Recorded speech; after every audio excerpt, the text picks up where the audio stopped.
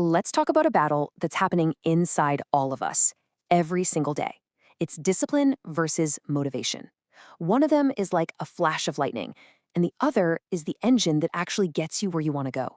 So let's figure out which one you should be betting on. Sound familiar? You get this incredible burst of energy, right?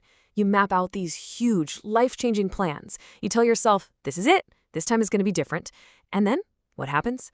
A few days, maybe a week later, poof, you're right back where you started. We've all been there. It's frustrating. But what if I told you the problem isn't you? It's not that you're lazy or that you lack willpower. The real problem is the very thing you've been relying on to get you going. The problem is motivation itself. So, let's kick things off with what I call the motivation trap. We're going to break down exactly why counting on motivation to achieve your goals is, well, kind of like trying to build a house on quicksand. Think about it. What is motivation, really? At its core, it's just a feeling. It's an emotion. It's that high you get after a great movie or on New Year's Day. But you know what happens to feelings, right? They change. They come and they go. And that's exactly why it fails. Because it's emotional, that same excitement can turn into boredom or stress tomorrow. Because it's temporary, the power of that video you watched wears off by the time your alarm clock goes off. And all of this means it's just completely unreliable. You can't build a life on something that changes with the weather. Because guess what? Your goals don't care about your mood. I love this saying because it just nails it. Motivation is the starting gun in a race. It gives you that initial blast of energy to get off the starting line. But discipline is what keeps your legs moving, mile after grueling mile, all the way to the finish line. Which brings us to the real hero of our story, the discipline advantage. If motivation is the trap, then discipline is the key that gets you out. And here's the absolute game changer. Discipline is not a feeling. It's a choice. It's a decision you make to do the work, especially when you don't feel like it. It's choosing your long-term goals over your short-term comfort. It's looking in the mirror and saying, nope, we're doing this, no matter what. Let's make this super clear. Imagine two students. Student A only studies when they feel motivated. So, maybe they get in a good 7 or 8 study sessions a month. But student B, they use discipline. They study for 2 hours every single day. No excuses. Who do you think is going to be miles ahead after a year? It's not even a competition. It's not about being smarter. It's just about being more consistent. And this is the magic formula. It really is this simple.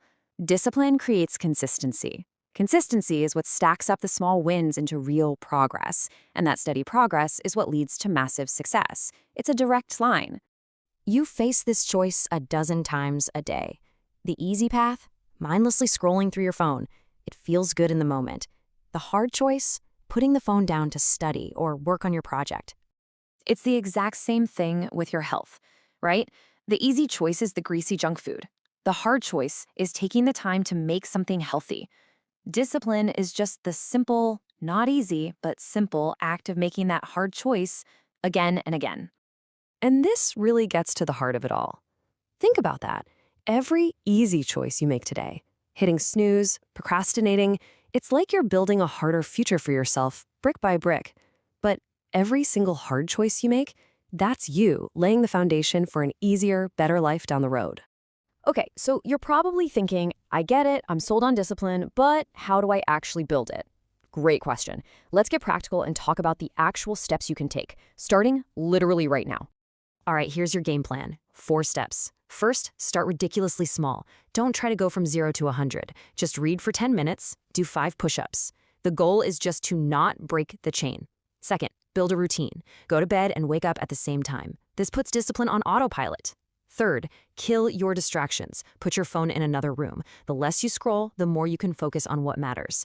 And number 4, and this is maybe the most important, keep the promises you make to yourself. Every time you say you'll do something and you actually do it, you build trust with yourself.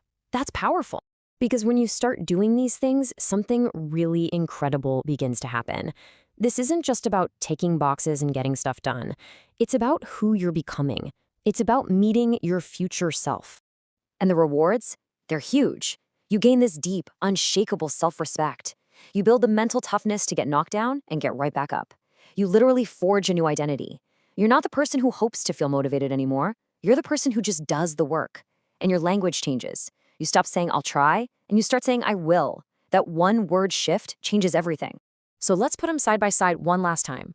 Motivation is temporary. Discipline is permanent. It becomes who you are. Motivation gives you a quick hit of excitement. Discipline gives you actual results. Let me put it this way. Motivation changes your mood for a couple of hours. Discipline changes your entire life. So please, remember this. Your future doesn't care how you feel today.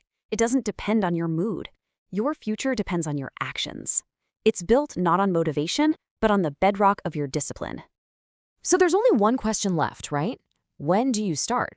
Not Monday. Not when things calm down. The life you actually want is waiting for you on the other side of that hard choice. So start today. One tiny action. One promise kept. Just begin.